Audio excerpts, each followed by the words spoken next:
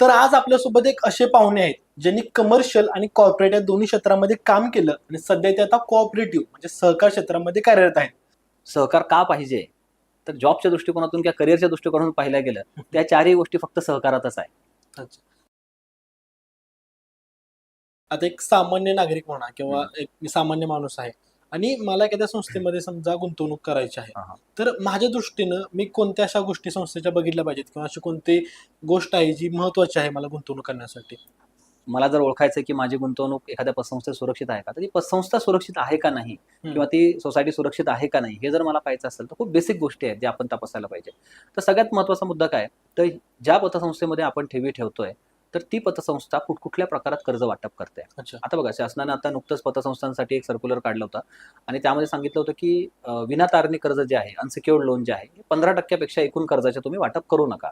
आता 15% ही कमाल मर्यादा आहे, जास्तीत जास्त. तर माझं म्हणणं आहे की ज्या पतसंस्था आमच्याकडे असतात, आम्ही त्यांना सजेस्ट करतो की हे अजून कमी करता येईल का आपल्याला, याला 10%वर नेता येईल का, याला 5%वर नेता येईल का. याचं कारण काय, तर जेवढं तुमचं सिक्युअर्ड लोन जास्त आहे, जेवढं तारणी कर्ज जास्त आहे, तर तेवढ्या तुमच्या असेट सिक्युअर आहेत, तुमचा पैसा सिक्युअर आहे. कदाचित कर्ज थकू शकतं, पण हे असेट सेल करून, त्या प्रॉपर्टीज सेल करून, ते गोल्ड सेल करून, ते काय तुम्ही तारण घेतलेले ते तारणाची विक्री करून तुम्ही तुमचा पैसा फ्री करू शकताय. मग तारणी कर्जाचं प्रमाण ज्या पतसंस्थेचं, ज्या सोसायटीचं चांगलं आहे, तर ती संस्था आपण असं म्हणू शकतो की जास्त सुरक्षित आहे. बरं, दुसरं त्यामध्ये थोडं खोलवर जाऊनही विचार करू शकतो की कुठल्या प्रकारचं तारण घेतलेलं आहे. जसं सोने तारण हे जास्त पटकन लिक्विड होणार आहे. मग सोने तारणामध्ये ती संस्था त्या सोन्याचं ऑडिट करते का, मग ती अजून जास्त सुरक्षित आहे. मग त्याही पुढे समजा काही संस्था आहेत की ज्या अगदी ओपन प्लॉट घेऊन कर्ज वाटतायत, गावाच्या बाहेर कुठेतरी अशी जमीन घेऊन ठेवलेली, त्याच्यावर कर्ज वाटलंय, तर ते सुरक्षित आहे का, तर ती पटकन विक्री नाही होणार. बरोबर. सुरक्षित आहेत का, तर आहेत, परंतु पटकन विक्री होईल का, तर नाही. तर एक लाईन प्रॉपर्टीच्या बाबतीत बोलल्या जाते की सेलेबल आणि मार्केटेबल. सुरक्षित पाहिजे का तारण, तर सुरक्षित पण पाहिजे, पण ते विक्री योग्य पण आहे का. तर ते विक्री योग्य जर असेल आणि ते सुरक्षित पण असेल लिगली, तर अशा संस्था आपण म्हणूयात की ज्या जास्त सुरक्षित आहेत. याच्याही पुढे जाऊन आपण याच्यामध्ये असा विचार करू शकतो की एका व्यक्तीला किती कर्ज दिलं जात आहे. नॉर्म्समध्ये, प्रुडेन्शियल नॉर्म्स असेल किंवा नियामक मंडळामध्ये यासाठी काही नियम दिलेले आहेत की स्वनिधीच्या किती टक्के तुम्ही एका व्यक्तीला कर्ज देऊ शकतोय.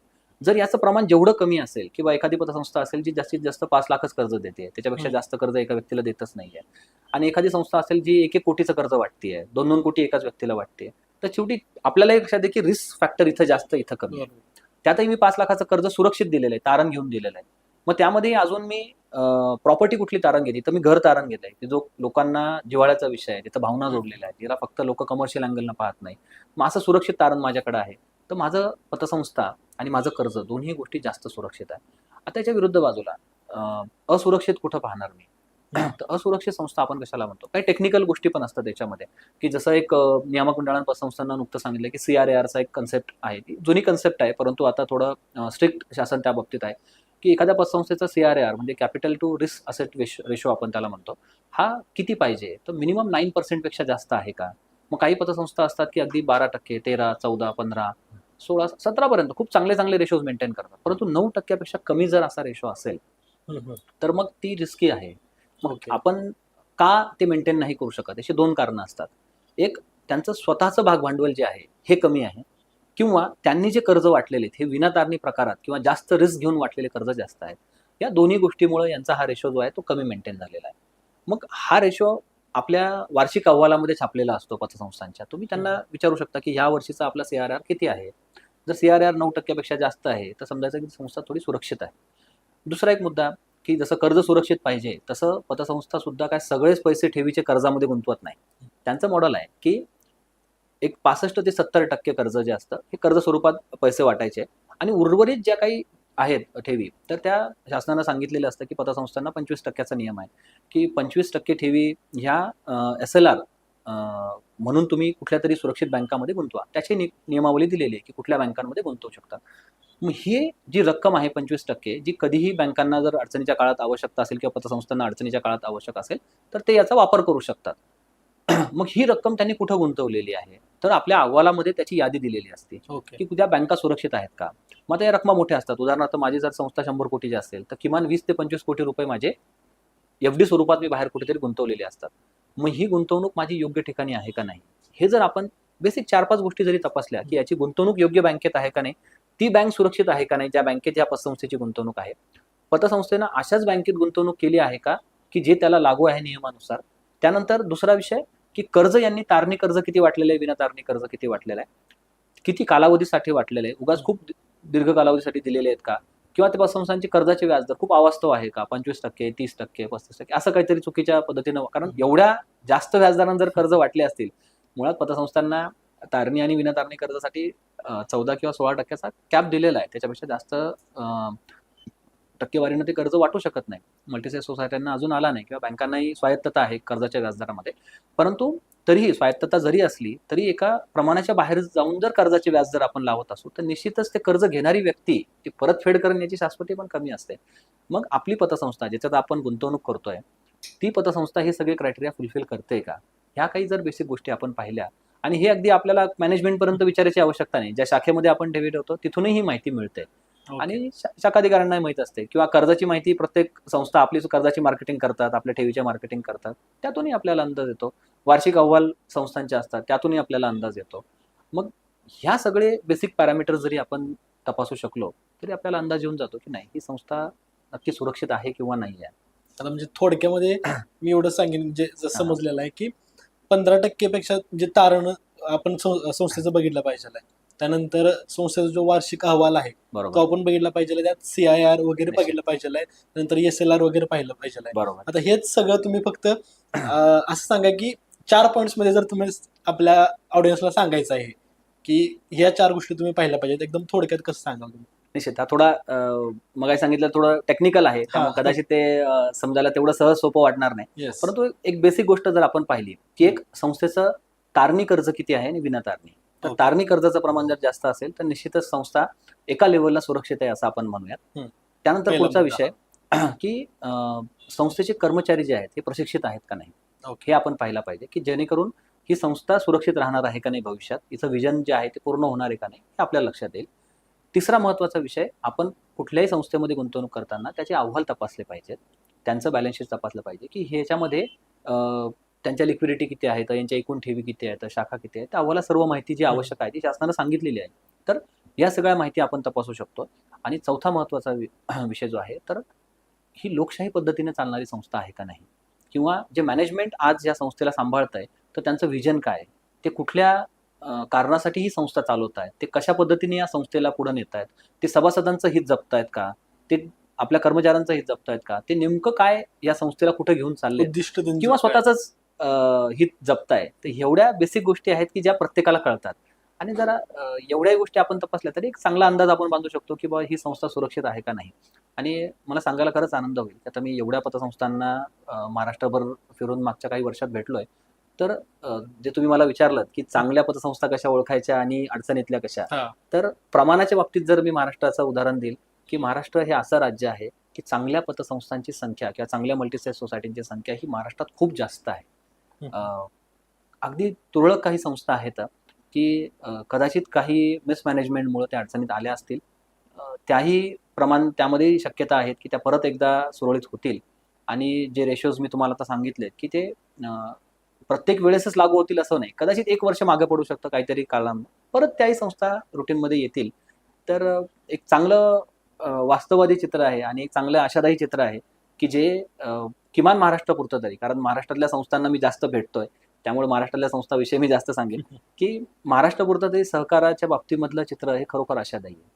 आणि एक प्रकारे हे सगळ्या जे चांगली पतसंस्था कोणती आणि अडचणीतली कोणती हे जाण्यासाठी आपल्याला कुठे दुसरी जायची गरज नाही, तर त्या शाखेमध्ये जाऊन आपण ही हा, माहिती म्हणजे किमान मी असं म्हणेल की तुम्हाला शेअर मार्केट शिकण्यासाठी जे क्लासेस करावे लागतात, तर पतसंस्थेचा व्यवहार शिकण्यासाठी क्लासेसची आवश्यकता नाही. तुम्ही बेसिक 4-5 गोष्टी शिकलात तरी चांगले आणि वाईट नक्कीच ओळखू शकाल. कर्जाची प्रक्रिया नेमकी कशी असते पतसंस्थेमध्ये? साधारणतः काय होतं की सभासदांनाच कर्ज दिलं जावं असा एक पतसंस्थांना नियम आहे. पतसंस्था असेल किंवा आपल्या मल्टीसेट कोऑपरेटिव्ह सोसायटीज असतील, दोन्ही बाबतीमध्ये कुठल्याही पतसंस्थेला एक महत्त्वाचा नियम काय आहे, अर्बन कोऑपरेटिव्ह बँक्सला सुद्धा यांना 2 महत्त्वाच्या गोष्टी आहेत. एक की जे कार्यक्षेत्र त्यांना सांगितलेलं आहे, ओके. तर तुम्ही कर्ज फक्त त्याच कार्यक्षेत्रातल्या व्यक्तीला देऊ शकतात. बरं, कार्यक्षेत्रात कोणत्याही व्यक्तीला देऊ शकतात का, तर नाही. तर दुसरा महत्त्वाचा नियम काय की ती व्यक्ती त्या संस्थेचा सभासद म्हणजे शेअर होल्डर असली पाहिजे. ह्या 2 गोष्टी अगदी प्रायमरी आहेत की ह्या जर नसतील तर त्या कर्जाला मान्यताच देऊ शकत नाही.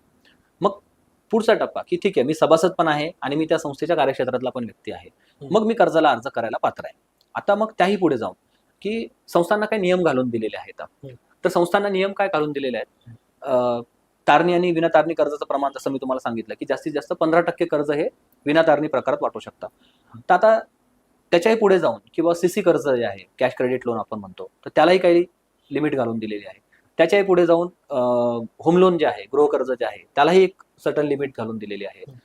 मग ह्या ज्या लिमिटमध्ये हे कर्ज आहे आणि त्याला रकमांची पण लिमिट आहे, एका व्यक्तीला किती कर्ज द्यायचं याचंही लिमिट आहे. मग जो अर्जदार आहे, जो संस्थेचा सभासद आहे, तर त्याने अर्ज केल्यानंतर संस्था हे तपासतात की ह्या सगळ्या नियमात हा कर्जदार बसतो का, म्हणजे संस्थेच्या नियमात. ठीक आहे, आता तो संस्थेच्या एका शासकीय नियमात तो बसतोय. मग पुढचा टप्पा काय पाहिला जातो पतसंस्थांमध्ये, की याची क्षमता आहे का. तेव्हा दोन महत्वाच्या गोष्टी कर्जाच्या बाबतीत पाहिल्या जातात. एक कर्जाचं कारण, दुसरं कर्जाचं तारण. तिसरंही त्यामध्ये एक ऍडिशनल विषय असतो, तो म्हणजे संस्थेचं धोरण. हे कारण, तारण आणि धोरण ह्या 3 महत्वाच्या गोष्टी आहेत. पहिला, मी प्रोडक्टिव्ह कारणासाठी कर्ज घेतोय का, तर निश्चित जर ते कर्ज प्रोडक्टिव्ह कारणासाठी आहे, त्याचा वापर हा प्रोडक्टिव्ह गोष्टींसाठी होणार असेल, तर संस्था स्वतःहून ते कर्ज द्यायला तयारी दर्शवतात. दुसरं, माझं तारण चांगलं आहे का. फक्त कारण चांगलं आहे म्हणून चालत नाही. मी तो पैसा उद्या जर मी तुमच्या संस्थेमधून कर्ज घेतलं आणि ते कर्ज काहीतरी मी कुठेतरी लग्नासाठी खर्च करून टाकलं, कुठेतरी मी काहीतरी त्या कर्जातून कुठेतरी टूर करून आलोय, कुठेतरी मी ते कर्ज जुन्या काही लोकांचे कडून मी उधार पैसे घेतले तिथं खर्च केलाय, अनप्रोडक्टिव्ह काहीतरी गोष्टी, टीव्ही, फ्रीज, कूलर आणलं घरामध्ये आवश्यकता नसताना, काहीतरी जुना फोन बदलून नवीन आयफोन खरेदी केलाय, तर मग त्याचा उपयोग काय मला, तो मला पैसा देणार नाहीये. किंवा मी कुठेतरी गावाबाहेर जमीन घेऊन ठेवली आहे, तिथं शेती करता येत नाही, काहीच नाही, प्लॉट आहे, तो पुढच्या 10 वर्षानंतर काहीतरी पैसे देणार आहे. अशा अनप्रोडक्टिव्ह पर्पजसाठी जर आपण पतसंस्थेकडे कर्ज मागायला गेलो तर कुठलीही पतसंस्था यासाठी तयार नसते. आणि ज्या पतसंस्था तयार होतात तर एक इथं अडचण असते की या पतसंस्थांचे रिस्क खूप जास्त आहे. मग परत आपण प्रक्रियेकडे येऊयात की मग पुढची प्रक्रिया पतसंस्था काय करते की कारण चांगलं आहे, तारण चांगलं आहे. आता सभासदाला सांगितलं जातं की ठीक आहे, या संदर्भातले जे पुरावे आहेत, कागदपत्र आहेत, हे गोळा केल्या जातात, त्याच्या तपासणी केल्या जातात आणि हे तपासणी करण्यासाठीचे एक्सपर्ट पतसंस्थांमध्ये असतात. बरेचदा अंतर्गत जरी नसतील तर यासाठी काय आउटसोर्सिंग कंपनीज असतात, त्यांच्या मार्फत पतसंस्था हे व्हेरिफिकेशन करतात. आणि जेव्हा सगळ्या बाजूने पतसंस्थेला कळतं की नाही हे कर्ज आता सुरक्षित आहे, आपण दिलं पाहिजे, हे शासनानं सजेस्ट केलेल्या नियमात, ज्या रेग्युलेटिंग अथॉरिटीज आहेत त्यांनी सांगितलेल्या नियमात पण हे कर्ज बसतंय, हे संस्थेच्या धोरणात पण कर्ज बसतंय, याचं तारणही चांगलं आहे आणि याचं कारणही योग्य आहे, मग संस्था फायनल सिग्नेचर करतात की नाही हे संस्था कर्ज आपण दिलं पाहिजे. काही सभासदांचा अनुभव असतो की आम्हाला पटकन कर्ज भेटलं, तर त्याचं कारण असतं की तारण, कारण आणि धोरण हे त्यांचं योग्य असतं, त्याला पटकन कर्ज भेटणार. तुमचं तिन्हीपैकी एकही गोष्ट जर चुकीची असेल तर तिथं कर्ज भेटायला तुम्हाला एक तर उशीर लागणार किंवा कदाचित तुमचं कर्जच होणार नाही. बरोबर. आता कसं आहे, ऑनलाईन कर्ज पण बऱ्याच वेळेला भेटतं. तर मग या डिजिटल युगामध्ये सहकार क्षेत्रातली जी संस्था आहेत किंवा सहकार क्षेत्र ती नेमकं कुठं आहे? हा पण तसा हा प्रत्येक वेळेस सहकाराला ज्यावेळेस प्रश्न विचारला जातो त्यावेळेस डिजिटल बाबतीमध्ये प्रश्न कायम येतो. आता बघा 2 गोष्टी आहेत की एक सहकारी संस्था ह्या किती डिजिटल झाल्यात. तर निश्चितच आपण जर कोर बँकिंग च्या बाबतीमध्ये बोलायला गेलो तर आज प्रत्येक संस्था आहे की जी कोर बँकिंग सोल्युशन वापरते. आज कुठेही तुम्हाला असं दिसणार नाही की जुन्या पद्धतीने कोणीतरी रजिस्टरवर खतावणी करताय, असं नाहीये. प्रत्येक संस्था संगणकाचा वापर करते, प्रत्येक संस्था कोर बँकिंग सोल्युशनचा वापर करते. तर तेवढ्या डिजिटल संस्था आहेत का, तर निश्चित आहे. आता आपण थोडं अजून पुढे जाऊया की युपीआय सर्व्हिसेसच्या बाबतीमध्ये असेल किंवा डिजिटल लोनच्या बाबतीत तुम्ही म्हणलात की डिजिटल लोनच्या बाबतीत असेल, तर इथं थोडं पतसंस्थांमध्ये आपल्याला अभाव जाणवतो. पण याची 2 कारणं आहेत की मला डिजिटल लोन का वाटायचंय.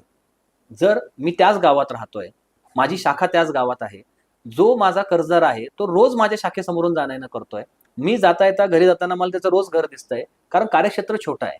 मग या छोट्या कार्यक्षेत्रामध्ये मला काम करायचंय, तर मला डिजिटल व्हायची खरोखर आता लगेच घाई आहे का, तर नाही आहे. उलट फिजिकली मी त्याला प्रत्यक्ष सेवा देऊ शकतोय. तुम्ही बघा, आजही तुम्ही ज्यावेळेस अशी एखादी गोष्ट ऑनलाईन मागवतात तर त्यावेळेस ती गोष्ट पैसे पेड केल्यानंतर घरी येईपर्यंत तुम्हाला थोडं टेन्शन असतं की यार ही वस्तू बरं ठीक आहे, आल्यानंतरही तुम्हाला टेन्शन असतं की यार ही वस्तू योग्य ठरेल का नाही ठरेल. ते तसंच आहे. परंतु मित्रांनी जर तुम्हाला सांगितलं अरे बिलकुल चल आपल्या दुकानात घेऊन टाक 100% माझ्या गॅरंटीवर, तर तुम्हाला विश्वास जास्त वाटतो. ते तसंच आहे की कितीही आपण देश डिजिटल झाला असं म्हणू, बघा अजूनही आपण इंडियात नाही राहत, अजूनही आपण भारतातच राहतो. त्यामुळं सगळाच देश डिजिटल झालाय का, तर नाही. डिजिटलच्या दिशेने आपण जातोय हे निश्चित आहे. पतसंस्थांनी जायला पाहिजे का, तर निश्चित जायला पाहिजे. पण केव्हा जायला पाहिजे हा निर्णय सुद्धा आपल्याला घ्यावा लागेल की पतसंस्थांची एक साईज किती झालेली आहे, त्याचं कार्यक्षेत्र किती मोठं वाढलेलं आहे, आणि आता वैयक्तिक सुविधा मी देऊ शकतोय का नाही. ज्यावेळेस मी वैयक्तिक सुविधा देऊ शकत नाही, ज्यावेळेस माझा कर्मचारी तुमच्यापर्यंत पोहोचू शकत नाही, मग निश्चित मला डिजिटलकडे गेलं पाहिजे. आता याच्यासाठी 2 गोष्टी येतात, की एक पतसंस्थेची कॅपॅसिटी आहे का नाही, की डिजिटल होण्यासाठी, कारण त्यासाठी कॉस्ट आहे. तर पतसंस्थांची कॅपॅसिटी आहे का, तर निश्चित आहे. ज्या पतसंस्थांचं कार्यक्षेत्र वाढलेलं आहे, ज्यांच्या सभासदांची संख्या वाढलेली आहे, ज्यांचा नफा खूप चांगला आहे, तर त्या पतसंस्थांची कॅपॅसिटी पण आहे की त्या डिजिटल होऊ शकतात. आता कुठल्या कुठल्या सर्व्हिसेस डिजिटल करू शकतात, तर डिजिटल लोनपर्यंत जायची गरज आहे का, तर ते बऱ्याच प्रमाणात ते डिजिटल करतात. किमान डॉक्युमेंटेशन पार्ट हा तरी पतसंस्था बऱ्यापैकी आता डिजिटल करू लागल्यात. परंतु जसं UPI सर्व्हिसेसचा पार्ट आहे, तर UPI हे पतसंस्थांच्या अधिकार क्षेत्रात अजून आलं नाही. कारण माझी संस्था आहे, मला UPI सर्व्हिस चालू करायची आहे, माझी तर इच्छा आहे, माझ्याकडे फायनान्शियल कॅपॅसिटी आहे, विलिंग आहे, परंतु NPCI किंवा RBIनं अजून मला मान्यता दिलेली नाहीये. तर ते काय माझ्या हातातली गोष्ट नाहीये. तर अशा अनेक गोष्टी आहेत की जसं सिबिलचे मेंबरशिप असेल, क्रेडिट ब्युरोच्या मेंबरशिप आपण जसं म्हणतो, तर क्रेडिट ब्युरोच्या मेंबरशिप अजून पतसंस्थांना मिळालेल्या नाहीत. त्यामुळे पतसंस्थांकडून घेतलेलं लोन तिथं दिसतं का, तर नाही दिसू शकत. मग ह्या अडचणी, पतसंस्था तर तयार आहे आपलं कर्जदाराचं लोन तिथं हिट करायला, परंतु शासनानं अजून मंजुरी दिली आहे का, RBIनं अजून मंजुरी दिली आहे का, तर नाही दिलेली. तर याच्यामध्ये डिजिटल युगामध्ये पतसंस्था तयार आहेत, पतसंस्थांकडे ती कॅपॅसिटी आहे, पतसंस्थांकडे ते भागभांडवल आहे, पतसंस्थांकडे तो निधी आहे, परंतु जिथं शक्य आहे तिथं पतसंस्था डिजिटल होत आहेत, जो त्यांच्या अखत्यारीतला भाग आहे. ज्या ज्या ठिकाणी आपल्याला पतसंस्था अजून डिजिटल झालेल्या दिसत नाहीत, तर त्या ठिकाणी अजून शासनानं काही गोष्टीची मान्यता दिलेली नाही, आणि जोपर्यंत मान्यता देत नाही तिथं कायदा मोडून ह्या सगळ्या गोष्टी तर संस्था करू शकत नाही. म्हणजे आज आपण पतसंस्थांना चेक क्लिअरिंगची सुविधा नाहीये, की पतसंस्थांचे चेक नसतात. का नसतात, तर क्लिअरिंग हाऊसमध्ये त्यांना जागा नाहीये. मग नाहीये तर ही पतसंस्थेची चूक आहे की शासनाने अजून त्यांना मान्यता दिली नाही. कधी ना कधी शासन देईल, कारण शेवटी पतसंस्था जेवढ्या रूट लेवलला पोहोचल्यात आता, तर तेवढ्या अजून बँकाही पोहोचल्या नाहीत. त्यामुळं सगळ्याच गरजा जर पूर्ण करायच्या आणि तर डिजिटल आपल्याला देश करायचाच आहे, तर मग पतसंस्थांना याच्यापासून अलिप्त नाही ठेवता येणार. काही तांत्रिक अडचणी असतात, काही रेग्युलेटिंग अडचणी असतात, कायद्यातले बदल हे लगेच एका रात्रीतून करता येत नाहीत. म्हणून पतसंस्थांना डिजिटल व्हायला थोडा वेळ लागतोय, परंतु पतसंस्था डिजिटल होण्यामध्ये अग्रेसिव्ह नाही आहेत का, तसं अजिबात नाही. पतसंस्था निश्चित अग्रेसिव्ह आहेत आणि त्या होतात सुद्धा आहेत. आता तुम्ही कर्ज प्रक्रियेबद्दल माहिती सांगितली आणि त्यामध्ये एक मुद्दा मला जाणवला की व्यवस्थापन जितकं गरजेचं आहे तितकं एम्प्लॉई आहेत, त्यांचं कौशल्य म्हणा ते खूप गरजेचं आहे पतसंस्था चालवताना म्हणा. तर मग प्रत्येक पतसंस्थेला हे जमत नाही. मग प्रत्येक म्हणजे तुमच्या अनुभवातून सांगा की नेमकं कशा प्रकारे त्यांना ते वाढवता येईल किंवा चांगल्या प्रकारे काम करता येईल त्यामध्ये. जसं मी तुम्हाला सांगितलं ना, की कारण हा प्रश्न जसा तुमचा आहे तसा हा सगळ्या पतसंस्थांचा पण आहे, की ठीक आहे, माझ्याकडे जे कर्मचारी आहेत त्यांचं स्किल डेव्हलप मला करायचं आहे, तर त्यासाठी मला काही कालावधी लागणार आहे, परंतु तेवढा कालावधी माझा व्यवसाय नाही थांबवू शकत मी. तेवढ्या कालावधी मी माझ्या सभासदांना त्या सर्व्हिस देण्यापासून थांबवू शकत नाही. मग याच्यासाठी एक मॉडेल आहे, हे अगदीच नवं आहे पतसंस्थेच्या बाबतीत असं आपण म्हणू शकतो, परंतु मार्केटमध्ये हे खूप जुनं पर्याय आहे. तर त्याला आपण म्हणतो की आउटसोर्सिंग मॉडेल. आउटसोर्सिंग काय आहे, तर जसं कर्ज वाटण्याची प्रक्रिया आहे तर थोडी जटिल आहे. तिथं थोडं एक्सपर्टी लागतंय. योग्य कर्जदार शोधणं, त्याच्यात कागदपत्र तपासणं किंवा काही आपण टेक्नॉलॉजी अपग्रेड करायची असेल तर त्या बाबतीतल्या एक्सपर्टी असतील. अगदी आपली प्रॉडक्ट्स डेव्हलप करायचे असेल त्या बाबतीतल्या एक्सपर्टी असतील. पतसंस्थांनी अगदी नियमात बसवून चालवायचे असतील, ते रेशोज मेंटेन करायचे असतील, त्या संदर्भातल्या एक्सपर्टी असतील. तर प्रत्येक ठिकाणी तुम्हाला एक्सपर्ट लागेल आणि हे सगळे एक्सपर्ट आपल्या पतसंस्थांमध्ये उपलब्ध आहेत का, तर नाही. हळूहळू जशी संस्था मोठी होतील तसे चांगले कर्मचारी तयार होतील, प्रशिक्षणाच्या माध्यमातून नवीन काही लोक आले असतील तर तेही आपल्याला तयार करता येतील, परंतु तो कालावधी जाणार आहे. मग आता हा जो आउटसोर्सिंग मॉडेल आहे हा कसा काम करतो, आता रिसेंटली पतसंस्थांच्या बाबतीत आत्ताच सोने तारण कर्ज संदर्भात एक सहकार आयुक्तातून एक सर्क्युलर आलं. त्या सर्क्युलरचा उद्देश काय असता, किंवा जे काम पतसंस्था स्वतः करण्यामध्ये आज सक्षम नाहीत किंवा त्यांच्या कॅपॅसिटी आता पूर्ण झालेल्या आहेत, परंतु व्यवसाय अजून वाढवायच्या संधी आहेत, अशा ठिकाणी तुम्ही मार्केटमध्ये अशा रेडीमेड कंपनीज आहेत की ज्या कंपनीज आपल्या पतसंस्थांसाठी ऑलरेडी ह्या कंपनीज बँकांसाठी काम करतायत. NBFCs बँकमध्ये हजारो कोटीचे पोर्टफोलिओ ह्या कंपनीज चालवतात. मग ह्या कंपन्यांची आपण मदत घेऊ शकतोय का, तर निश्चित घेऊ शकतो. मग ह्या खूप खर्चिक आहेत का, तर अजिबात नाही. का नाही आहेत, परंतु जर मला स्वतःला एखादं कर्ज वाटप करायचं आहे, समजा मला सोने तारण कर्जाची आवश्यकता माझ्या संस्थेसाठी आहे आणि मला सोने तारण कर्ज वाढवायचं आहे, मग मी काय करणार, तर सोने तारण कर्जाचे एखादा एक्सपर्ट आधी मला हायर करावं लागेल की जो माझं प्रोडक्ट तयार करेल. मग तो एक्सपर्ट आल्यानंतर त्याच्या अंडर मला एक हायरार्की लेवलला टीम तयार करावी लागेल, माझ्या सर्व शाखांमध्ये कर्मचारी, सेल्स टीम भरावं लागेल, ऑपरेशन्समध्ये टेक्नॉलॉजीमध्ये लोक आणावं लागतील, आणि मग हे केल्यानंतर मला किती कर्ज वाटायचं आहे. मग ह्या सगळ्या लोकांच्या एक्सपर्टचा खर्च, त्यांचे एफर्ट्स, त्यांना लागणारा वेळ आणि त्यानंतर त्या प्रोडक्टची डेव्हलपमेंट किंवा त्या प्रोडक्टमध्ये येणारा तयार होणारा पोर्टफोलिओ, हा पतसंस्थांना जास्त खर्चिक आहे का रेडीमेड मार्केटमधलं सोल्युशन आपल्याला जास्त एक्सपेन्सिव्ह वाटतंय? तर मला असं वाटतं निश्चित रेडीमेड सोल्युशन हे कधीही सुरुवातीच्या काळात आपल्याला स्वस्त वाटतं. पतसंस्थांच्या बाबतीतच आहे का? जसं मी तुम्हाला म्हणलं की बँकांनाही हे कळतं की एखाद्या प्रोडक्टमध्ये आपली एक्सपर्टी कमी पडते किंवा आपण त्या सेल्समध्ये कमी पडतोय, तर त्याला आउटसोर्स करूया. बरोबर. मग हे आउटसोर्सिंग कुठं कुठं होऊ शकतंय? तर आपल्या सोने तारण कर्जाच्या बाबतीत आउटसोर्सिंग आहे किंवा गृह कर्जाच्या बाबतीत जे सिक्युअर्ड लोन्स आहेत की तिथं आपल्या पतसंस्थांना थोडं अडचणी येतात की आपल्याला चांगले प्रॉपर्टीज मिळत नाही, चांगले कर्जदार मिळत नाही किंवा ज्याचा क्रेडिट करणारी व्यक्ती आपल्याकडे तेवढी एक्सपर्ट अनेकदा ग्रामीण भागात मिळत नाही. मग अशा सगळ्या ठिकाणी आपण आउटसोर्सिंग करू शकतोय. याच्याही व्यतिरिक्त आता हे झाले कर्जाचे प्रोडक्ट. आता याच्या व्यतिरिक्त जसं आपलं ऑडिट सिस्टम असेल की ते तेवढं इंटरनल ऑडिट आपलं तेवढं स्ट्रॉंग नाही आहे. तसं एक्सटर्नल ऑडिट म्हणजे आपलं स्टॅट्युटरी ऑडिट जे असतं, हे आपले पॅनलचे सीए जे आहेत, तर ते येऊन आपल्याकडे दरवर्षी करत असतात. तर परंतु फक्त वर्षातून एकदा किंवा दोनदाच ऑडिट करणं गरजेचं आहे का? तर नाही. दैनंदिन ऑडिट पण झालं पाहिजे. मग त्याच्यासाठीचा उपाय काय आहे? तर आउटसोर्सिंग आहे की माझ्याकडे इनहाऊस एक्सपर्टी आत्ता नाही आहे. मी त्याच्यावरती खर्च खूप जास्त आज करणं हे पतसंस्थेच्या खर्चाच्या किंवा प्रॉफिटच्या हिताचं नाही आहे. मग मी त्याला आउटसोर्सिंग मॉडेलमध्ये जाणार. ऑपरेशनल पार्ट आहे. याच्याही व्यतिरिक्त की मला माझी टीम तयार करायची आहे. मग मी 2 गोष्टी करू शकतो की मी स्वतःचं एक इन-हाऊस ट्रेनिंग सेंटर चालवणार. मग त्यामध्ये एक्सपर्ट्स हायर करणार आणि मग माझे कर्मचारी तयार करणार. मग तो सेंटरचा खर्च आला. त्याच्यासाठी एक्सपर्टचे खर्च आले आणि त्यानंतर सातत्यानं त्याचा युटिलायझेशन आला. हां, माझ्या संस्थेची साईज खूप मोठी आहे, तर इन-हाऊस निश्चित केलं पाहिजे. परंतु जर नाही आहे, तर मग माझ्याकडे पर्याय काय? की आउटसोर्सिंग. की मार्केटमध्ये अनेक एक्सपर्ट आहेत, तर मी त्यांची मदत घेतली पाहिजे. अशा अनेक गोष्टी आहेत की जी माझी पतसंस्था किंवा माझी मल्टीसेल सोसायटी किंवा माझी कोऑपरेटिव्ह बँक स्वतः आत्ता करणं हे गरजेचं आहे. पण त्या खर्चासाठी मी तिथं कुठेतरी मागे जातोय. तिथं ज्या पद्धतीनं या नॅशनलाइज बँक्स असतील, कमर्शियल बँक्स असतील किंवा एन-बी-एफ-सीज असतील, यांनी जे मॉडेल आत्मसात केलेलं आहे, तर त्याला बिझनेस फॅसिलिटेटर मॉडेल असेल, बिझनेस करस्पॉन्डन्स मॉडेल असेल किंवा आउटसोर्सिंग मॉडेल आपण म्हणतो, या मॉडेल्सचा वापर आपण निश्चित करू शकतो. याचे 2 महत्त्वाचे फायदे आहेत बघा.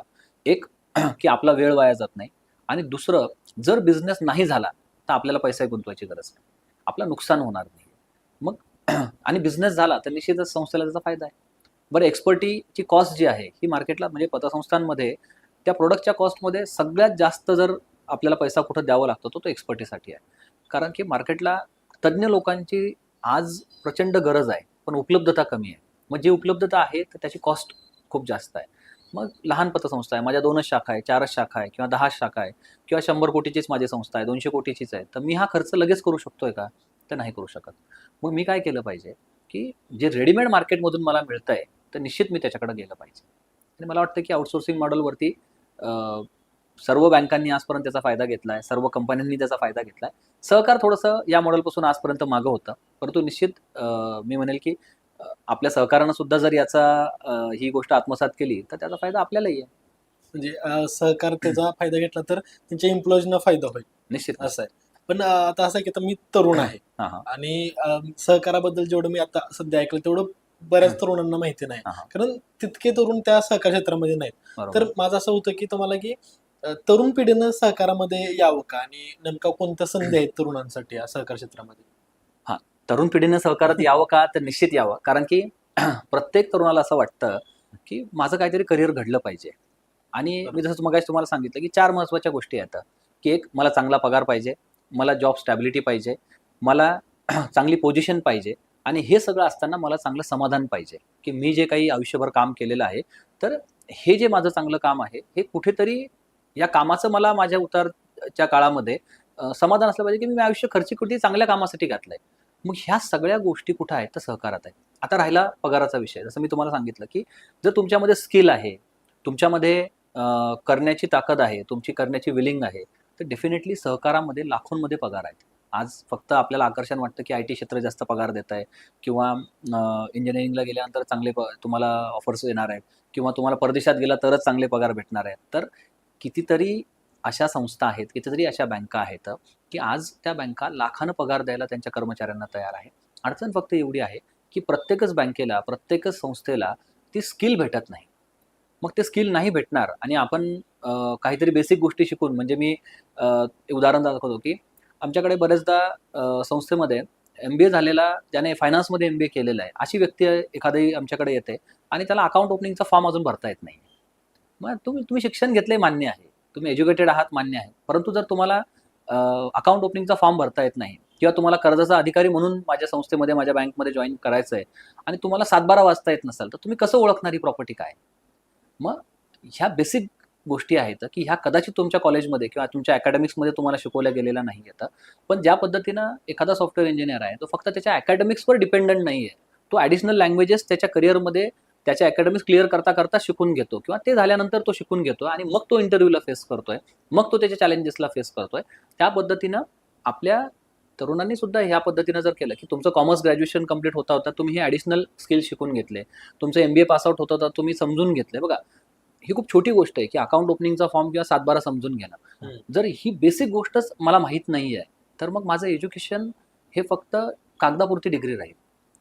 बरं, त्याची आवश्यकता नाही आहे असं आहे का? तर नाही. तीही गोष्ट शिकणं गरजेचं आहे, परंतु हे ज्ञान अद्ययावत करणं गरजेचं आहे. मग याला गरज काय आहे? तर तुम्ही ऑनलाईन ऑप्शन्स आहेत प्रशिक्षणाला, ऑफलाईन ऑप्शन्स आहेत, त्याचा वापर करू शकता. दुसरं, आज इथं खूप संधी आहे. का? तर जसं तुम्हाला माहिती नाही आहे की इथं काय काय संधी आहेत किंवा इथं काय अपॉर्च्युनिटी आहेत, तर हे मार्केट मी मगाशी सांगितलं तुम्हाला की अनटच मार्केट आहे. आज खूप मोठ्या वॅकन्सीज आहेत, खूप चांगल्या चांगल्या पोझिशन्स ओपन आहेत, मोठमोठ्या सहकारातले ब्रँड्स आहेत की ज्यांना सुद्धा चांगल्या कर्मचाऱ्याची गरज आहे. परंतु कर्मचाऱ्यांना किंवा तरुणांना अजून माहिती नाही आहे की मी नेमकं इथं कसं आलं पाहिजे, काय स्किल डेव्हलप केल्या पाहिजेत, कशा केल्या पाहिजेत.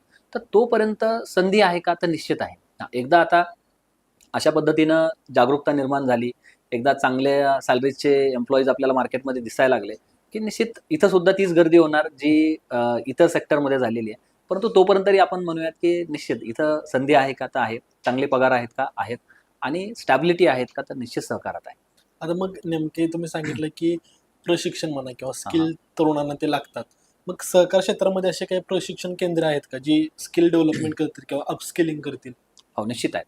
आता ह्या अनेक स्तरावरती याचा प्रयत्न केला जातो. म्हणजे आपण शासकीय स्तराच्या बाबतीत बोलूयात. तर शासनानं काही शिखर संस्था याच्यासाठी निश्चित केलेल्या आहेत. अनेक शिखर संस्था आहेत की ज्या प्रशिक्षण देत आहेत. सहकारी संस्थांमध्ये प्रयत्न करतायत की चांगले कोर्सेस लॉन्च करतायत, चांगले प्रशिक्षण शिबिरं आयोजित करतायत. ज्याच्या माध्यमातून जे सध्या कर्मचारी आहेत पतसंस्थांचे किंवा बँकांचे, तर त्यांना ह्या सगळ्या शिखर संस्था प्रयत्न करतायत की आपल्याला काहीतरी चांगलं देता येईल. परंतु सहकारी संस्थांची संख्या आणि सहकारी संस्थांना प्रशिक्षण देणाऱ्या संस्थांची संख्या याच्यात थोडी तफावत आहे. मग तिथं अजून खूप जास्त गरज आहे काम करायची. आता काय होतंय की तरुणांनी एक विचार केला पाहिजे किंवा जे कर्मचारी आहेत आत्ता पतसंस्थांचे किंवा बँकाचे त्यांनी सुद्धा, की मी गेल्या किती वर्षात ज्यावेळेस काम करतोय पतसंस्थेमध्ये, तर मी काय अपग्रेड केलंय स्वतःमध्ये. म्हणजे उदाहरणार्थ मी एक कॅशियर म्हणून जर एखाद्या पतसंस्थेमध्ये जॉईन झालो आज, तर कॅशियर म्हणून जॉईन झाल्यानंतर मान्य आहे की ज्यावेळेस मी जॉईन झालो त्यावेळेस मी फ्रेशर होतो, मला नॉलेज नव्हतं. मला माझ्या पतसंस्थेनं किंवा माझ्या बँकेनं बेसिक नॉलेज दिलेलं आहे आणि त्याच्यावरती मी काम करतोय. मग मागच्या 1 वर्षात, मागच्या 2 वर्षात मी स्वतःमध्ये काय नवीन डेव्हलपमेंट केलेली आहे. मी कॅशियर म्हणून जरी जॉब करत असलो, तरी सुद्धा मग माझ्या कॅशियरच्या जॉब रोलमध्ये अजून काय काय नवीन गोष्टी आहेत, ज्या मी नवीन शिकलोय. तर असं होत नाही. आणि जर तुम्ही हे करणार नाहीत, तर मग तुम्हाला अडचणी आहेत. मग आता याच्यासाठी आपण प्रयत्न करतोय की ऑनलाईन काही कोर्सेस यांना देता येतील का? ऑनलाईन प्रशिक्षणाच्या माध्यमातून, कारण 20,000 मी तुम्हाला म्हणलं मगाशी की एवढ्या प्रशिक्षणार्थींना प्रशिक्षण देण्याकरता मला 4-5 वर्ष लागलेत. तर लाखो कर्मचारी आहेत, तर त्यांच्यापर्यंत आपण लगेच पोहोचणं शक्य नाही. मग छोट्या-छोट्या कोर्सेसच्या माध्यमातून ऑनलाईन प्रशिक्षण आपण द्यायचा प्रयत्न करतोय. ऑफलाईन प्रशिक्षणाच्या माध्यमातून काही स्पेशलाइज्ड सर्व्हिसेस आपल्याला संस्थांना देता येतात का? त्यांच्या कर्मचाऱ्यांना काही असं स्किल आहे की जे प्रत्यक्ष बसूनच शिकवावं लागणार आहे, ते देता येतं का? असाही आपण प्रयत्न करतोय. परंतु ज्यावेळेस प्रशिक्षण संस्था किंवा एखादा प्रशिक्षक तुम्हाला प्रशिक्षण देतोय, त्यावेळेस कर्मचाऱ्यांचे सुद्धा ते विलिंग असलं पाहिजे की मला हे शिकायचंच आहे. ज्या पद्धतीनं तुम्हाला माहिती आहे की मी आता सॉफ्टवेअर इंजिनियर झालो, पण ही एक ॲडिशनल लँग्वेज जर मी शिकलो, मी जर आता जावा शिकलो, मी जर आता पायथन शिकलो, तर मला माहिती आहे की माझ्या सॅलरीजमध्ये किंवा माझ्या पोझिशनमध्ये काय हाईक होणार आहे आणि ते टार्गेट ठेवून मी ते शिकतो.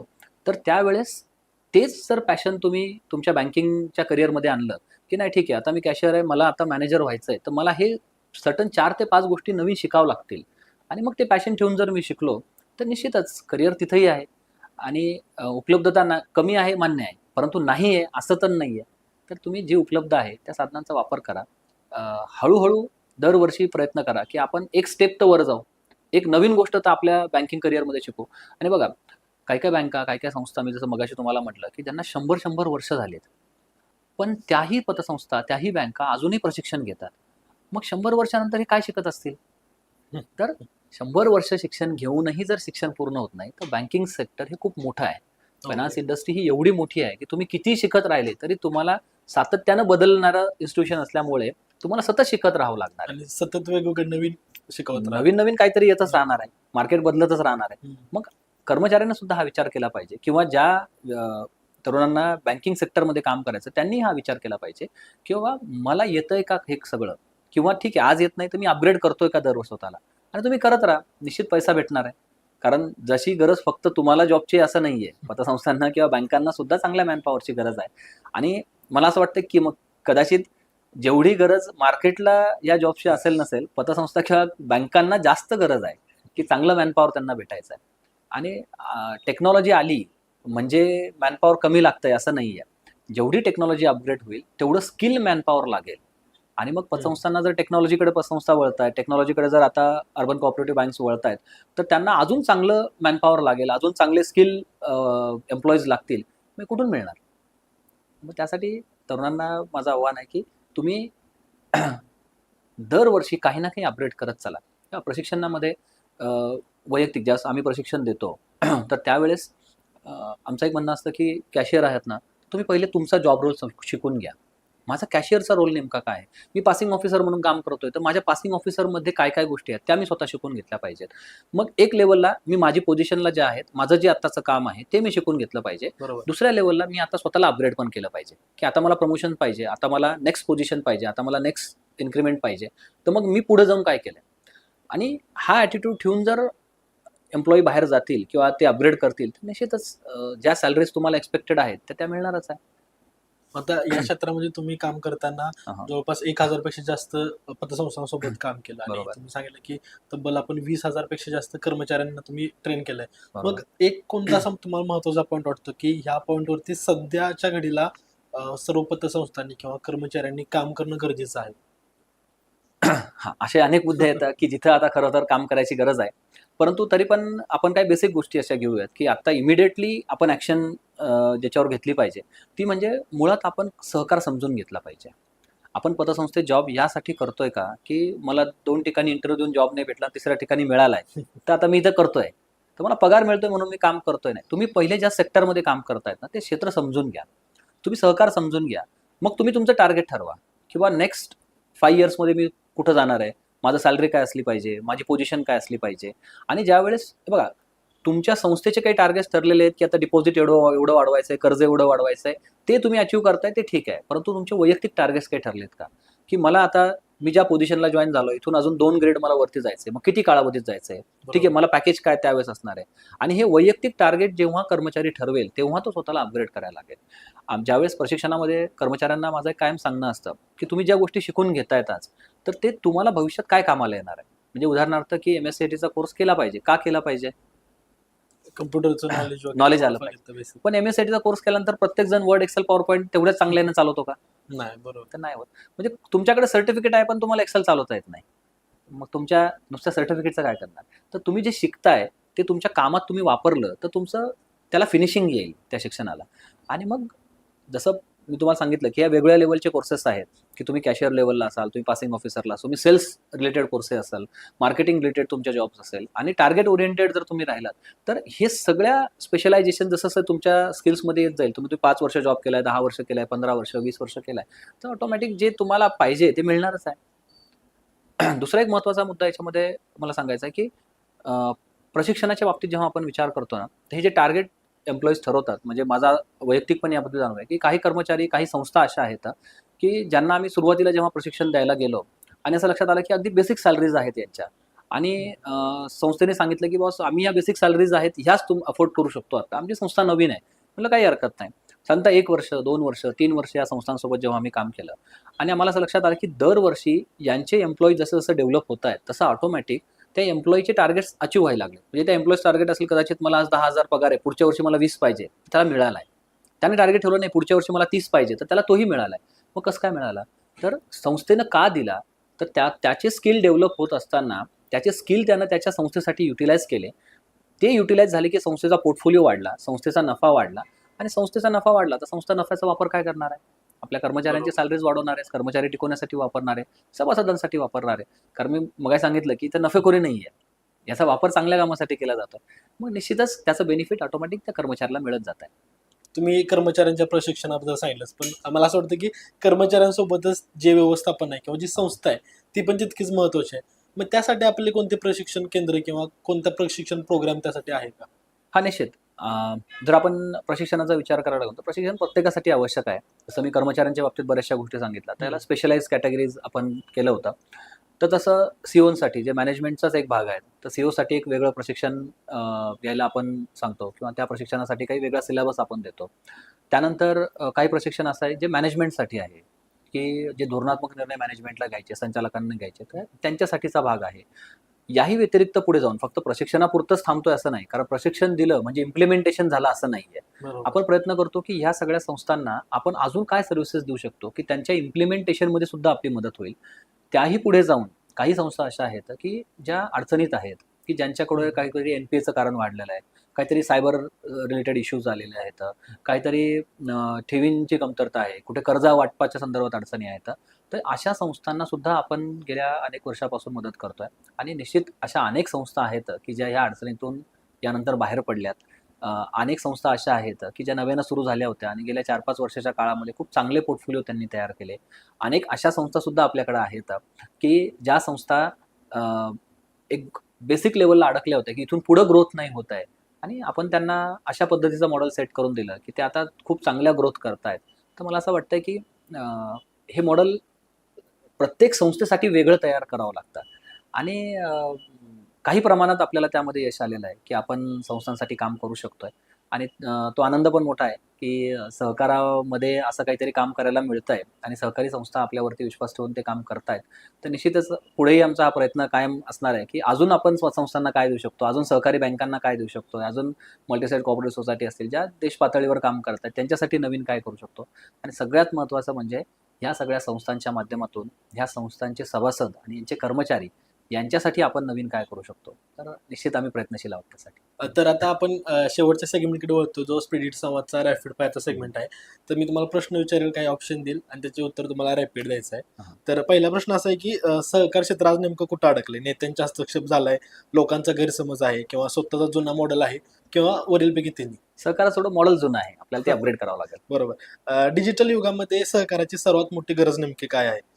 पूर्ण डिजिटलायझेशन म्हणा किंवा प्रशिक्षण प्राप्त कर्मचारी, पारदर्शकता की चांगली ब्रँडिंग? प्रशिक्षण प्राप्त कर्मचारी. कर्मचारी डेव्हलप तर सर्वच डेव्हलप. येस. सहकारी बँक आणि जी कमर्शियल बँक आहे त्यातली ग्रामीण भागासाठी नेमकी कोणती उपयुक्त आहे? तर कमर्शियल, सहकारी की दोन्ही? मिक्स मॉडेल हे कधी पण चांगलं राहील. ओके. तर डिजिटल युगामध्ये सहकार अपग्रेड न झाल्यानंतर नेमकं काय होईल असं तुम्हाला वाटतं? आणि जी तरुण पिढी आहे आमच्यासारखी ती पूर्णपणे नष्ट होईल किंवा 10% फक्त ज्या संस्था आहेत त्या टिकतील आणि मोठ्या कमर्शियल बँका पूर्ण त्यांची जागा घेतील, की लोकांच्या भाषेमध्ये फक्त जी कागदाची बँक आहे तशी बनवून राहील? तरुण पिढी थोडं बाहेर पडायचं बघेल मग सहकारातून, जर आपण पूर्ण डिजिटल नाही झालो तर. ओके. आणि यामध्ये आता शेवटचा प्रश्न, की कमर्शियल बँक आणि सहकारी संस्था एकच गोष्ट स्वॅप करायला भेटली, म्हणजे कमर्शियल बँकेतली गोष्ट सहकारी बँकेत आणि सहकारी बँकेतली गोष्ट कमर्शियल बँकेत, तर कोणती गोष्ट स्वॅप कराल? टेक्नॉलॉजी, ग्राहक सेवा, निर्णय घेण्याचा वेग की पारदर्शकता? टेक्नॉलॉजी. येस. धन्यवाद सर. तुमच्याशी बोलून सहकार क्षेत्रातील पूर्ण ज्ञान, ज्या की आपल्या न समजणाऱ्या गोष्टी आहेत त्या खूप चांगल्या तुम्ही सोप्या भाषेत लोकांना समजून सांगितल्या आणि मी ऑडियन्सला सांगेल की जर सरांशी तुम्हाला संपर्क साधायचा असेल किंवा जे कर्मचारी आहेत, पतसंस्थेतले अधिकारी आहेत किंवा पतसंस्था, जर त्यांना सरांची प्रशिक्षण कशा प्रकारे चालतं किंवा त्याचं जर नॉलेज पाहिजे असेल तर आम्ही सरांचा नंबर या डिस्क्रिप्शन बॉक्समध्ये किंवा इथे डिस्प्ले केला आहे, त्यावरती संपर्क करा आणि सरांचं प्रशिक्षण मिळवा आणि सहकार क्षेत्राला समृद्ध करा. धन्यवाद. Thank you sir.